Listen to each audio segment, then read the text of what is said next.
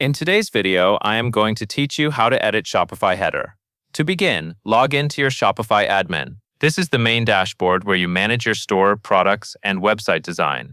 Once you are signed in, look at the left-hand navigation menu and find Online Store. Click Online Store, and then select Themes.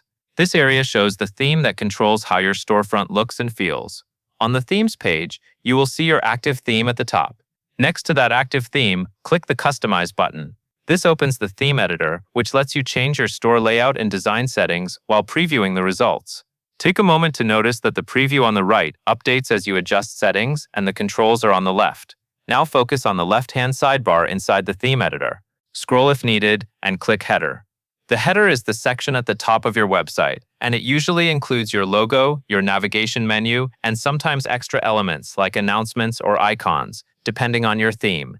After you open the header settings, you can start making adjustments.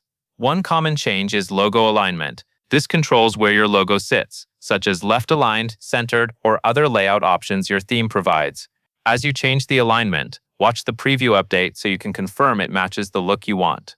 Next, adjust the menu selection. This setting controls which navigation menu appears in your header, such as your main menu. Be sure you choose the menu that contains the links you want customers to use most often. If you manage multiple menus, selecting the correct one here makes a big difference in how easy your store is to navigate. As you make changes, move slowly and confirm each adjustment in the preview. Small tweaks can have a big impact on spacing and usability, especially on different screen sizes.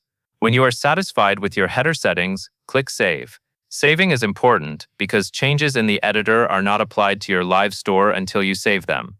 Once saved, your updated header settings will be applied to your active theme. That covers everything you need to know, and that is all there is to it.